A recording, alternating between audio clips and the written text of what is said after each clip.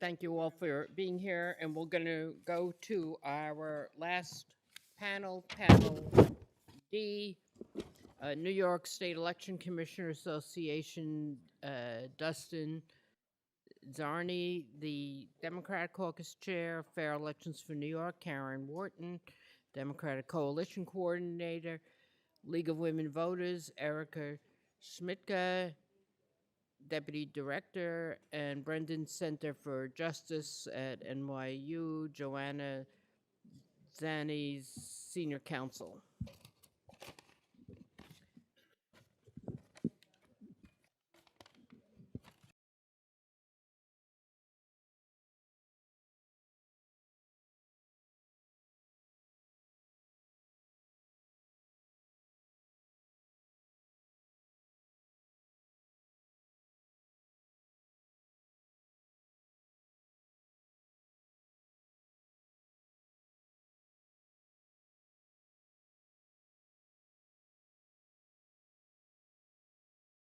So if you can go in that order, starting with the Democratic Caucus Chair.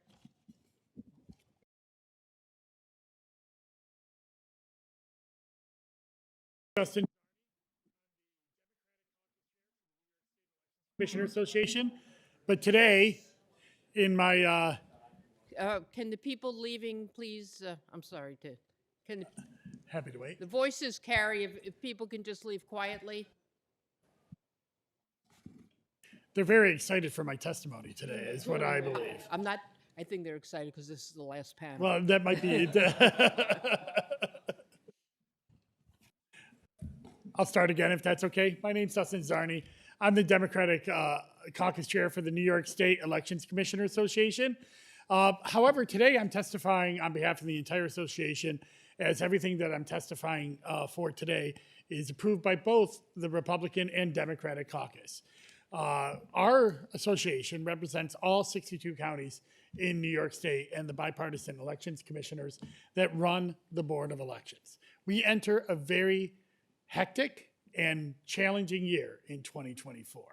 And let me set the stage for some of the requests that we're going to ask for.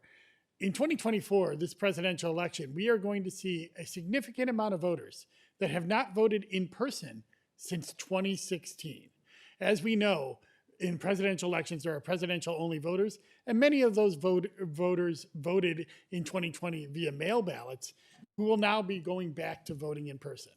This presents an enormous challenge for boards of elections, as we are also dealing with a lot of new reforms that we have to inform these voters of and prepare our offices for. We want to applaud Governor Hochul for including in her executive budget $14 million for replacement of electronic poll books. This is vital.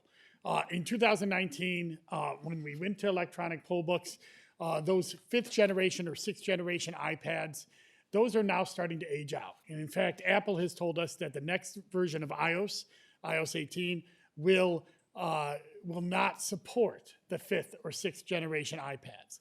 In layman's terms, they're too old. They need to be replaced. So the $14 million that Governor Hochul put in her budget will help replace those before the 2025 June primary, and that is why it's needed in this year's budget.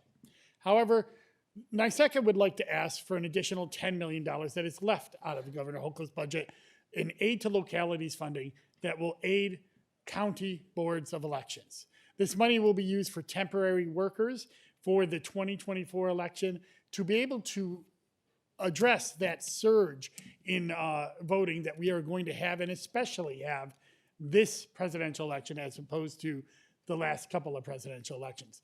With early voting by mail, expanded early voting hours, and also a 10-day registration limit. These are all things that we are going to address in a presidential election for the first time.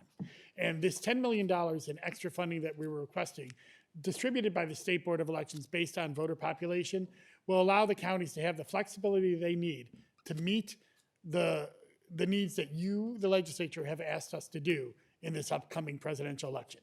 So thank you.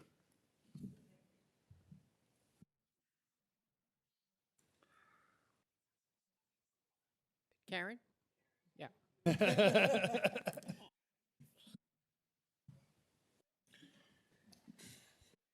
Chairs Kruger and Weinstein, my assembly member. Sure. And members of the legislature. Good evening. My name is Karen Wharton, and I thank you for the opportunity to testify on behalf of the Fair Elections for New York Coalition. In her executive budget this year, Governor Kathy Hochul allocated $114.5 million to the Public Campaign Finance Program, the PCFP. Now, as budget negotiations are on the way, we urge you to ensure the state's final budget matches the governor's allocation for the PCFP. This investment will help ensure that the program fulfills its promise to strengthen our democracy by elevating the voices of everyday New Yorkers in our political process and delivering on issues that matter most. Take housing. Albany's failure to address the housing crisis is largely due to the corporate real estate interests that rule the day, interests that spent over $8 million last year to defeat good cause that would have protected tenants from discrimination and helped keep New Yorkers housed. Corporate interests and the wealthy continue to spend huge sums on state elections, translating into disproportionate influence on our political process. According to the Brennan Center, 200 of New York's wealthiest residents contributed $16 million to the 2022 state elections. Meanwhile, over 200,000 New Yorkers who could only afford donations of $250 or less donated $13 million. So 200 gave much more than over 200,000. Now, if political contributions are a form of free speech, how can the poor and the working class be heard if the wealthy's big money drowns out their voices? Every voice should have an equal say. And while we cannot stop big money from putting its thumb on the scale, the way to counteract its corrosive influence is by having a robust system where small amounts of money from regular people count as much and are valued as much as the big checks. The PCFP does that. Candidates who rely on public funding may be more inclined to create more room in the budget for childcare workforce investment and less room for spending, special interest spending and tax loopholes. Combined with voting reforms, the PCFP brings more people into the democratic process and protect our democracies from bad actors. Thank you for the opportunity today. Thank you. Thank you for the opportunity to testify today. My name is Erica Smitka, and I'm the Deputy Director of the League of Women Voters of New York State.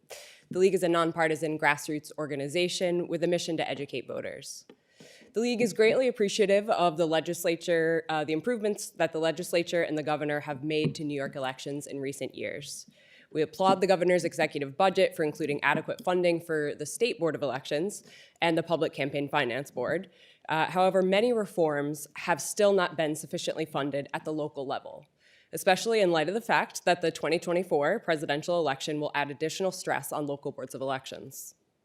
Since the 2020 election, we've seen misinformation, disinformation, and denialism around our election process soar, while trust in our electoral process has only declined.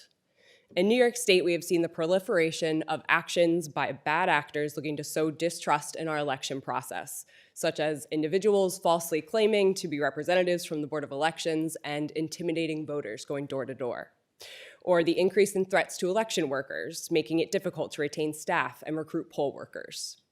Our local boards are on the front lines of organizing and conducting our elections, educating voters, and addressing any logistical challenges.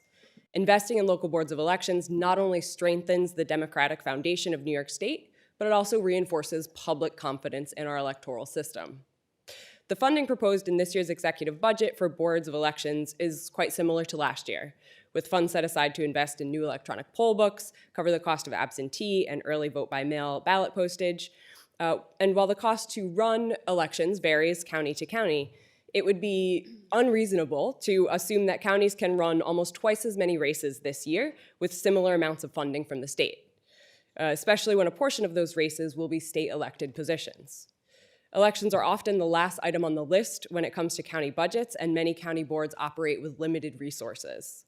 The League urges the legislature to seriously consider the cost of new election improvements when introducing your proposed budgets, and to consider setting up a yearly fund specifically dedicated to enhancing and supporting election reforms at the local level. We ask that a minimum of an additional $10 million in funding be allocated to county boards of elections so that they may make the upgrades necessary and hire the staff necessary to effectively run our elections in 2024. Lastly, we'd like to note our strong support for the $114.5 million allocated for the Public Campaign Finance Board. The funding for this program would ensure that it can level the playing field, amplify the voices of small donors, and reduce the impact of wealthy special interest groups in New York State. We urge you to include the full $114.5 million in your one-house budgets, and we urge you not to make changes to the program. Thank you. Joanna?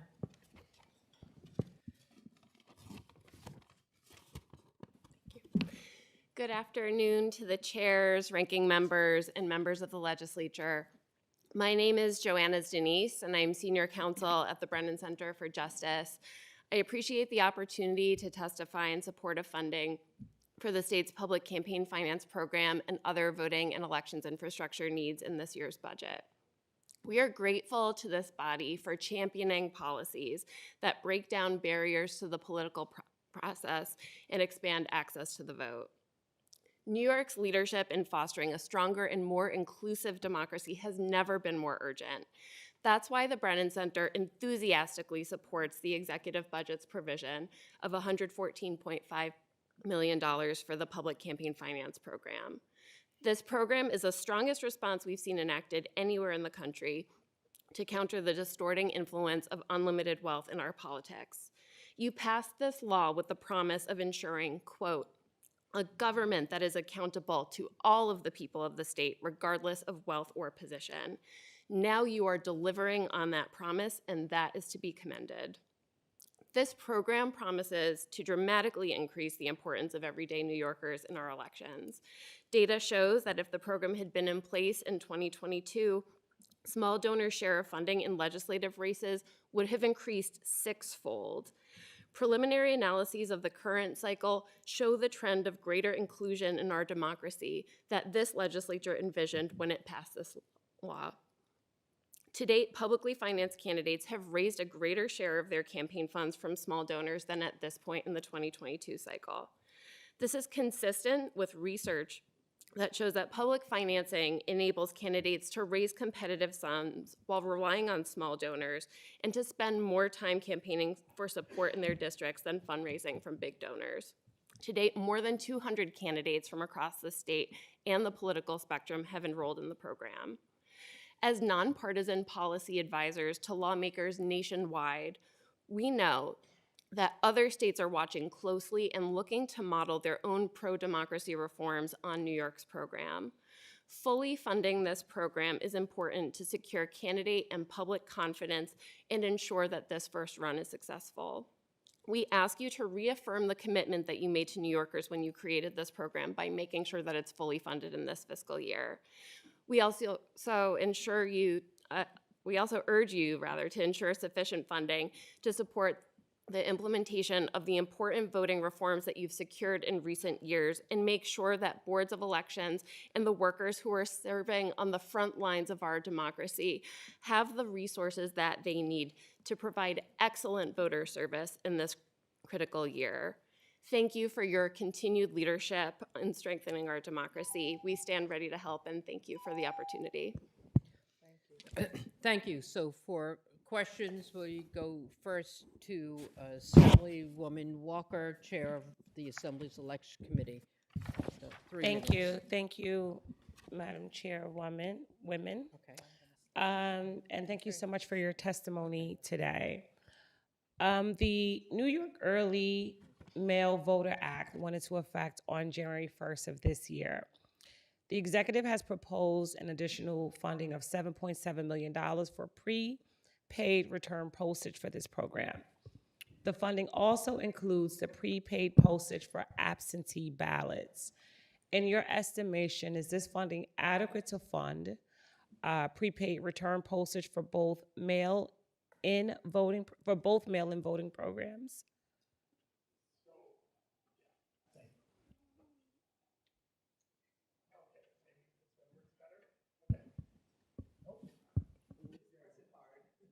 Oh, there we go.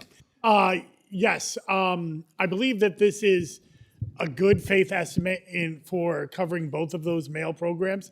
It is really hard to estimate what the populace is going to do in this presidential election. Obviously, we saw extensive use of mail voting in 2020. The early vote by mail program, with its universal approach, should be well used by the public. And I do note that yesterday's court ruling, making it constitutional, should ensure us to be able to promote that new feature to the public and use it. I believe it's a good estimate. We just probably won't know until we get done with this in November around Thanksgiving time, how many people took advantage of this program. But we'll get a good idea over the first two primaries and comparing to previous primaries as well. Awesome. Mandatory training of poll workers and train the trainer programs will be implemented this year. The executive has provided funds to support the staff for these programs. In your estimation, are the funds provided to support the new employees sufficient? And have local boards of elections voiced any concerns regarding their ability to accomplish this new training? So it is my understanding that this training is going to be handled by the State Board of Elections. The funds are there for them to do that training.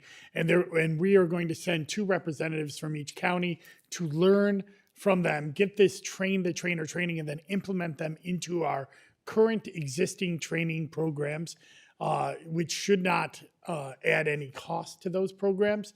It's just making sure that the best practices are put forward in the training that we already do. So I do believe that funding is adequate at this time. Awesome. And the last question that I have is, the New York State Public Campaign Finance Program has recently been implemented. To date, are you aware of how many candidates have applied to participate in the program? Joanna. And do you believe the program, how do you believe the program has fared so far? I'm going to defer to my colleagues on that. Just a quick answer, and perhaps you'd like to follow up in writing to both the Assemblywoman and the committees. Sure. Based on the publicly available information, over 205 have, last I looked, had signed up for the program. And so we're encouraged. We're pleased with the rate and as well as the demographics. It's upstate, downstate, incumbents, challengers, Republicans, Democrats, everyone. So we're pleased at this point. Thank you. We go to the Senate. Senator May. Thank you, and thank you all for your testimony and your good work. Petitioning is about to start, and I represent a number of rural communities where the weather can be terrible in March, and a lot of the petitioners are senior citizens, and it can be dangerous work. I've got some proposals to reduce the thresholds or to have online petitioning. I've heard other proposals for just a fee to get on the ballot, or allowing local county committees to designate candidates. What is the best way to deal with petitioning in your view? So the association hasn't taken an official position, so anything that I say is for my personal position on this. I think we do need to take a hard look at petitioning as our only ballot access method. It is becoming harder and harder to go to doors. Ring cameras are making it harder for volunteers to actually receive those signatures. Other states do a variety of different things. They have petition available, but they also have filing fees available. They also have versions of online petitioning available. I think we should look at all of these methods to provide as many pathways to getting on the ballot so the voters can have their choice in the primary and fall elections. Thank you. Okay, then I have another question that maybe Dustin can't answer, but Okay, all right. in my county, the county legislature is talking about spending six figures to challenge the law that moved county and town elections to even years. Is that a good use of taxpayer money? Will that promote more democracy or less democracy? I'm happy to answer this. It is my county and it is my legislature, and as you may know, that the legislature actually shorted the board. Taxpayer dollars. It's too. my taxpayer dollars, and the legislature also shorted the Board of Elections $1 million off our bipartisan request for funding this election. Yet they are putting in $100,000 of taxpayer money, at least, is what they're saying, to and they passed this today to start a lawsuit. These lawsuits are usually brought by political parties and not taxpayer funded lawsuits, and I would love to see that money spent elsewhere. I have a lot of holes in my budget that I could fill with that. Thank you. Thank you. We go to the Assembly, Assemblyman Jacobson. Thank you all for your testimony. I represent parts of 3 counties, Orange, Dutchess, and Ulster. The big difference is not the population. You have 400,000, 300,000, about 200,000. The problem is that the county boards of election do not support the boards of elections in the same way.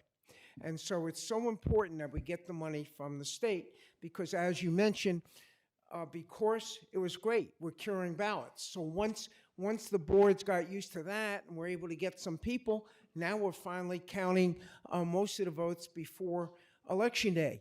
That means they had to take people off that and get more people. I'm proposing another $20 million, that half would be for staff and half would be for equipment, because most of the equipment was bought in around 2019, and since then, you have all these updates. And I think that would be necessary. And just real quick, you want to answer that? I've been dominating. What you think? I'll give you 50. You just say yes is fine, and that's good. Yeah, the Brennan Center certainly supports greater funding Okay. for county boards of elections for personnel and for infrastructure costs. Yeah, I mean, that's the problem, and it's hard to get inspectors. It seemed like when I was growing up, it was easier to get them at $35 a day, but at any rate, I think we have to consider raising that and getting the state to supply. And I just want to get my personal opinion in concerning online petitioning. I think it would line us up to fraud so easily, and I don't want us to be like New Hampshire and the other states where you pay $100 and you're on the ballot, because then I think that by petitioning, it shows support in the community and it means something. Because to have 20 people running for any office is not really a choice either. And you get so many people, you don't know what's going on. So I would hope that all of you would consider that. And of course, my friend Senator May and I will have a discussion later, but it's not to get into a debate. It's just that I know what would happen, and I think it's important that we're in New York, we're different. You have to show support, and we made it easy enough. And I really think that that would be the way to go. If you want to comment on that, you may. If you don't want to comment, that's fine. Well, I think like with any process that we put in place, sufficient fraud protections have to be put in place as well. I believe that we have really great minds here in the New York State Legislature. We could find a way to do this without having fraud. Well, you're and getting diplomatic in your old age. I know. And that's all I have. Thank you. Thank you. Our last questioner is Assemblyman Ekus. Thank you, Chairwoman. Thank you for your testimony today. First of all, I agree we should do petitioning. I just think it's the wrong time of the year to be doing petitioning, but that's another issue. Dustin, this is for you. Yes. And correct me if I'm wrong, but you can register to vote up to 10 days before the general election. Correct. Okay. We have 9 days of early voting and 1 day off. That makes 10 days. So I have been approached by election inspectors saying we should restrict the registration to 11 days before, because those who come in on the 10th day to register then must register or vote rather via affidavit. Only if they're not registered to vote and not in the poll books. So this is what's referred to as Golden Day. I actually think it went off with a pretty good success in 2023. The legislature also codified Golden Day as well, that the preferred method for this would be affidavit ballot voting. And let's be clear, whether it was 11 days or 12 days or any amount of days before the election that are right before the early voting, there's going to be a significant amount of people that have to vote by affidavit if they register at the last minute, because it takes time for the boards of elections to process those registrations and then push them out to the poll books. It's not instant registration. No, That's I why realize that. I realize that. But the election inspectors, and it's only been a few, have said to me they could do it within 24 hours, and it would save them a lot of work. I don't and time. believe any board of elections could register voters within 24 hours that late to the election. We're always running 2 to 3 days behind, and that affidavit ballot is a proper use because those are inspected and opened after election day under bipartisan review, and so only the people who can vote. I don't have a problem with that. Okay. It was just trying to get them on the polls. I get in the that. book I understand beforehand. Erica, I got a question for you. One of the main functions, first of all, I have a very active League of Women Voters group in my district, and I'm very proud of that. One of their main functions they consider is election registration. Yes. Okay, but what they're doing is having trouble getting into some schools to actually do that. Some schools allow them in, some schools do not. Are you, as the deputy director or as the head group here in New York State, doing anything to help them with access into schools? Yes, we are. That's a great question. And we're actually working with Senator Mayer's office to work on the bill that was passed last year to create programs to work with students on pre-registration in schools. And so we've been working a lot with our local leagues on how we can work to move that program forward and make it that much easier for younger voters to get registered and pre-registered. Great, thank you very much. Thank you. Don't leave just yet. Assemblyman Aranker, Assemblyman Ra. Thank you. Just a quick question. I know we talked about, faith in elections, which I think is very important. There's been a lot of discussion and controversy about these Express Vote XL machines that were authorized by the state board. I don't know if, on the election side, I don't know if any counties have actually purchased them yet, but I was just interested in your thoughts with regard to those machines. So I'm going to defer only because they are certified machines by the State Board of Elections, certified to run in New York State Board of Elections. I don't know of any county in New York that has put those into the field yet, but I know many are planning to, or not many, but some are planning to, and it's certified by the State Board of Elections, so I'm going to leave it at that, but I'll give it to the advocates on that. The league currently doesn't have a position that would allow us to support or oppose the machines. I don't know if the Brennan Center or Citizen Action do. Fair elections, we're primarily or exclusively public campaign financing, and so we don't have a position on that. And the Brennan Center, similarly, does not have a position in support or against these specific machines. Okay, thanks. And then, Ms. Wharton, you may have mentioned this, but what do you think is the appropriate amount that we will need to cover the public campaign finance amount? Because I would agree that, regardless how anybody feels about the program, that the amount that has been appropriated, last year and this year is, if we get the participation that we're looking like we're on our way to getting, it's not going to be sufficient. We think that the amount that has been appropriated in the governor's budget is a good start. And we, of course, if you'd like to increase that, feel free. But we think this is a good start for this cycle. And at the end of the cycle, we'll have data that will inform our decisions going forward. But based on all of the studies that the Brennan Center has done and experts around the country, we're pleased with this amount. Thank you.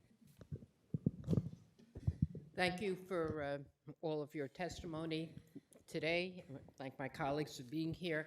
This is going to conclude the local government's hearing tomorrow at 9:30. We will be having the environmental conservation hearing, which will be starting first with agriculture and then moving to environmental conservation and energy. So see you all tomorrow. Thank you all for being here today.